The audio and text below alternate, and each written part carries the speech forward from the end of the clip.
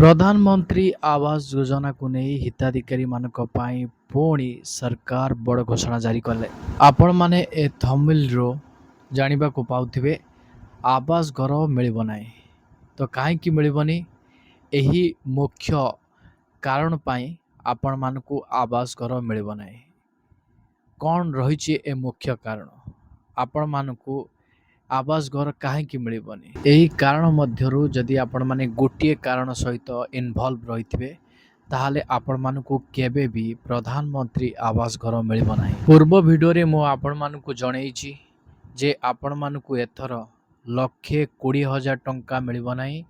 ଏଥର 1,20,000 ଟଙ୍କା ବଦଳରେ 1,80,000 ଟଙ୍କା ହିତାଧିକାରୀମାନଙ୍କୁ ମିଳିବା ପାଇଁ ଯାଉଛି। ତ ସେଥିପାଇଁ ଆପଣମାନେ ଏ ଭିଡ଼ିଓଟିକୁ ଧ୍ୟାନ ସେ ଦେଖନ୍ତୁ। ଯଦି ଆପଣମାନଙ୍କର ଛୋଟ ମିଷ୍ଟେକ୍ ମଧ୍ୟ ହୁଏ ତାହେଲେ ଆପଣମାନେ ପ୍ରଧାନମନ୍ତ୍ରୀ ଆବାସ ଘର କେବେ ବି ପାଇପାରିବେନି।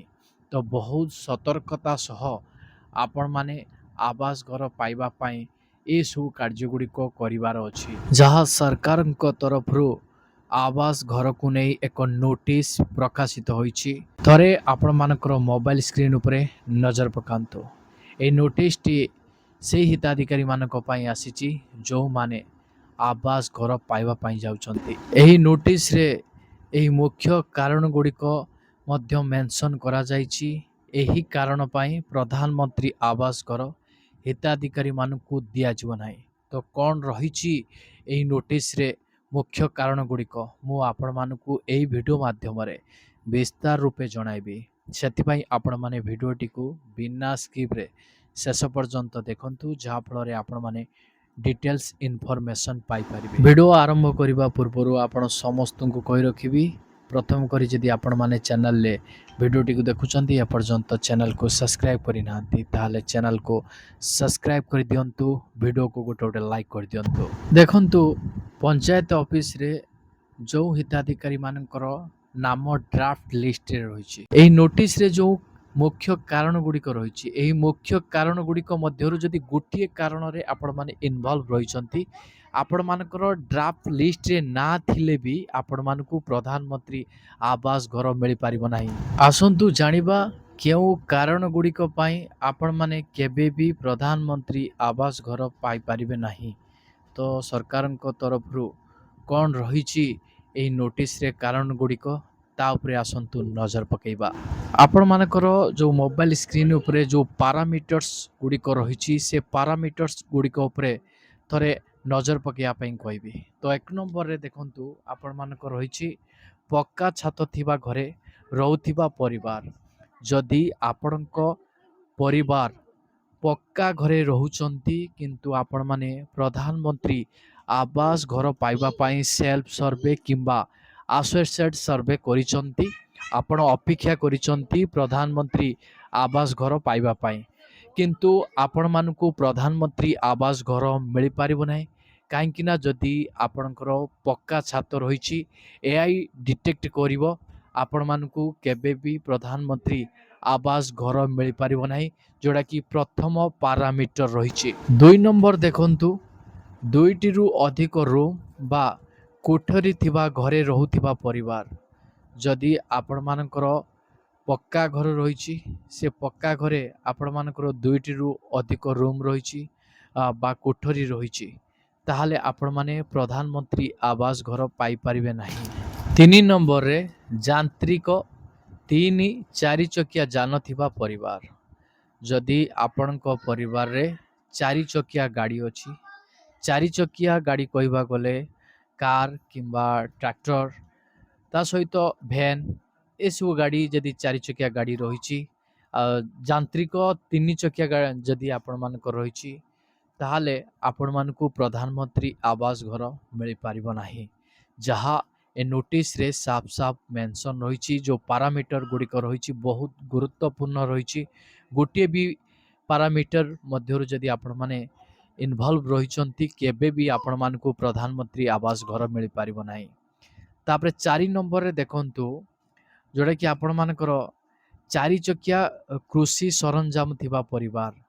ଯଦି ଆପଣଙ୍କ ପରିବାର କୃଷି ସରଞ୍ଜାମ ରଖିଛନ୍ତି, ତାହା ପୁଣି 4 ଚକିଆ ରଖିଛନ୍ତି ତାହେଲେ ଆପଣମାନଙ୍କର କେବେ ବି ପ୍ରଧାନମନ୍ତ୍ରୀ ଆବାସ ଘର ମିଳିପାରିବ ନାହିଁ। ଯେମିତିକା ଟ୍ରାକ୍ଟର ରହିଛି, ଏ 4 ଚକିଆ କୃଷି ସରଞ୍ଜାମ, ତ ଆପଣମାନଙ୍କୁ ପ୍ରଧାନମନ୍ତ୍ରୀ ଆବାସ ମିଳିପାରିବ ନାହିଁ। ପାୱାର ଟିଲର ଥିଲେ ଆପଣମାନଙ୍କୁ ପ୍ରଧାନମନ୍ତ୍ରୀ ଆବାସ ମିଳିପାରିବ।